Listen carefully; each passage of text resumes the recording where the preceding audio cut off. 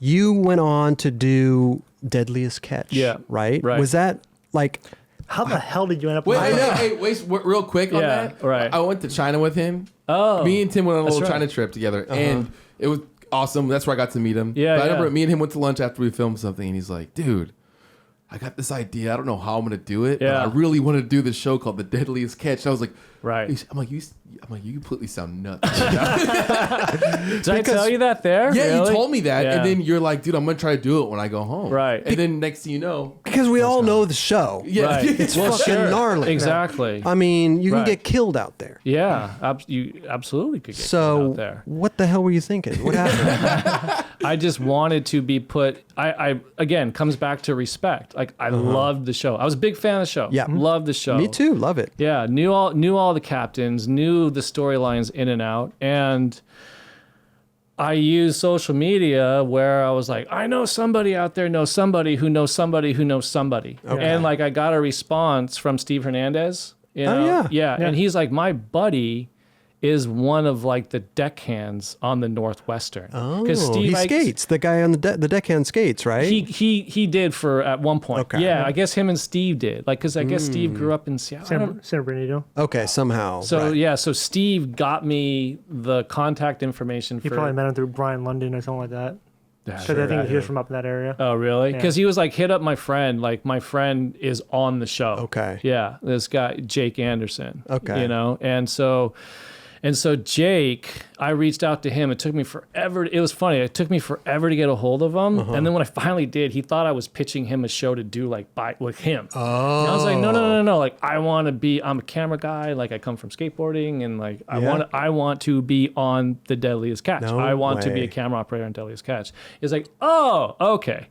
So you need to contact like This so-and-so. dude, a laundry list of people, like all the EPs on the show, and there's like 10 of them. Oh wow. So I was like, okay. But this is another thing I've learned. It's like if you could be persistent with stuff, or you could just be annoying. Sure. But if you know how to walk like that fine line, then people are going to take you seriously. Yeah. Okay. You know, so I emailed these guys nonstop, basically not taking no for an answer. And then they're like, okay, since Jake is saying, we know who this guy is, come on in for a meeting. We'll see how it goes. Oh. And I went in there and I just pitched myself. And what I basically told them was like, okay, I don't have any, docu-reality style TV experience whatsoever, but I'm not looking for a free trip to Alaska.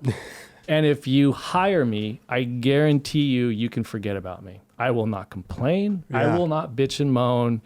I will make your life easier. And I think that's what sold them, because wow. like any think about it, any employee that you bring onto a project, a business, you don't want excess baggage. You want that person to make your life easier. Yeah. Sure. And so that's what I told them. And then he looked, this guy Jeff Conroy, he's like, yeah, I think you're ready. No way. I think you're ready. We'll get back to you. And then like 3 days later, he called me. He's like, you know what?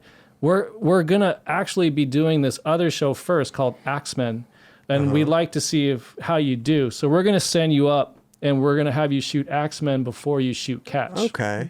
And I was like, That show's pretty dangerous too. Yeah. They're cutting down trees and shit. way gnarlier than Catch. Seriously? Way gnarlier. What? Yeah, that's dude. Like, You got trees falling over. Like.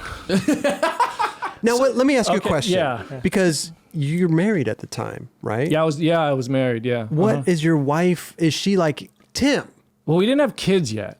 Okay. We didn't so have kids yet. that made the decision a little easier. And this is the thing. It's like it wasn't like all of a sudden I was like, hey, I got hired to do this show. You've been talking about it for. She knew it was like a passion thing. Yeah, I'm like, you. I'm going after this. Okay. I'm going after this. She And thought like, you were a little nuts. Huh? Just a little everybody bit. kind of thinks that Okay. too, but it was Something you wanted to do. it was just something You I wanted yeah. to do. Yeah, and so it's funny. It wasn't like, well, I'm now gonna break the bubble. I didn't think of it like that. It was just like, this is something I love. This is something I respect, and this is an experience I want to experience. Right. And so yeah. So they sent me up to Sequim, Washington. Oh, wow. Because they had a month left to shoot whatever season of Axemen they were doing. It was basically a testing ground. Yeah.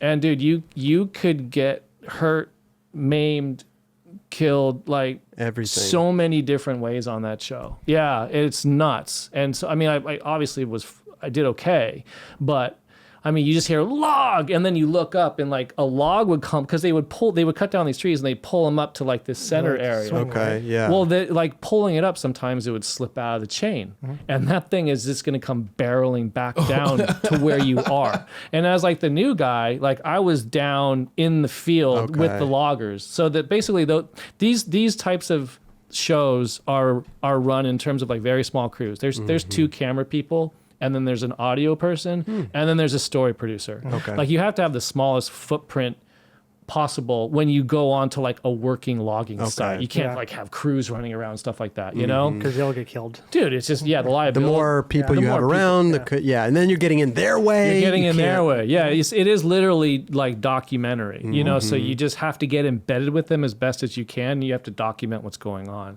And so you have a story producer, a guy up there like saying, oh, well, this guy doesn't get along with this guy. They're formulating the stories, but your job as a camera operator or a DP is just to capture that action as best you can. And so like I was down like in the pit, you know, and like there's miles and miles of these logging areas. And so you're just off into the bushes, and you're not even walking on solid ground. The ground that you're on is trees that have fallen before, so you think that you're stepping on something solid, and your foot could go down like 15 feet. Damn. Yeah. So at least on a boat, like you're on a boat. Seriously. Yeah, you do. Like you have like a general understanding of like the geography and where you are, but like on the side of that logging like hill was nuts. So you were on there for a couple months. I was on that for a month. A month. I did that for a month. So you I survived, obviously. Survived. Yeah. Came home for a week and then got flown to Alaska. So they liked your work. They said, this guy, we'll put him on Deadliest Catch. I didn't complain. No. But they did. That was a testing ground. Absolutely. And so. Absolutely. Yeah. I mean, again, it's like I go back to how I shot skating. Like I try to put the camera in different areas, you know, like get low, you know what I mean? Like make it look bigger and heroic and stuff like that. So everything I kind of learned from shooting skating, I applied to TV. Yeah. And so, it worked. And again, I think it had so much to do with the fact that I delivered and I didn't bitch and moan. Okay. You know, that's seriously so much of that equation, you know? Yeah. So a week later, you're on a boat. What they do for catch is they fly you up and you're there for 2 weeks before they actually go out and start fishing for crab. Why? It takes about that amount of time to rig the boats, because there's like 8 or 9 stationary cameras all around the boats, and you gotta get embedded with these guys. You're a camera kid from Santa Monica. You know what I mean? And you're about to hang out with some of the saltiest, gnarliest dudes who have been doing this for generations. Like their dad's dad built this boat. Wow. And this is what they know. And you're Hollywood, you're gonna come in here. So you really need to figure out your way and not piss them off. Right. And get them to like you and get them to trust you and sit down with them and spend a lot of time with them. So when you are out in the middle of it, then they know you can handle yourself, and it's gonna be a kosher working relationship. Okay. Yeah. Did they ever fuck with you? Oh, all the time. Yeah, absolutely. Like, I basically didn't sleep for 2 months because that's when they would get you. Oh, when you're sleeping? Yeah, if you're sleeping. Wow. Yeah. But what would they do? Oh, I mean, they would tie your blankets to a buoy and then throw the buoy over, and so it would rip off and go up and then go overboard. No way, really? Yeah, absolutely. Or they would douse water on you, and it's cold. It's like 4 a.m. You're in the middle of the Bering Sea, and and then the alarms go off, and so you're like, we got a problem, like they would they would ride you, but it was all in good fun. Right. Right. Absolutely. Yeah. So I mean, like, how long are you out on the boat for? Well, it's really however long the fishermen it takes them to catch their quota. Okay. Yeah. So Deadliest Catch is broken into 2 crab seasons. There's the king crab, and then there's the Opelio crab. King is in October, November, maybe December, and then they have to shut down. Like they have to put their boats away, and then fix all the damage, because like those pots get torn apart, like in those environments. Yeah, like, like holes. And so, and Opelia were smaller, so they got to re-thread the pots a certain way so they don't get out. Yeah. And so then you go back in January, and then again, probably January to like March or something. But what happens is, so when you're out on the water, so you go up and then you rig the boats and you get assigned to a boat, and I was assigned to the Time Bandit. Oh yeah. And so and those guys were amazing. The Hillstrand brothers were just like, they were the coolest dudes ever. Sick. Yeah, it was so much fun. And then when you finally go out to sea, you can only be out for about 10 to 12 days, because then the crabs start to die. Oh, in the tank. In the tank, yeah. And they release a toxic poison when they die. Oh, and we'll kill everybody, all the start crabs. killing all the other crabs. way. Yeah. Okay. So you have to have, so basically you have to figure out like, okay, I think I'm going to go this way because I think this is where the crab are, and then I think I'm going to have this much by day 7 or day 10. So turn back around, go home. Well, no, there's all these little islands out in, tiny, Cold Bay, Alaska, the smallest place I've ever been. Population 250.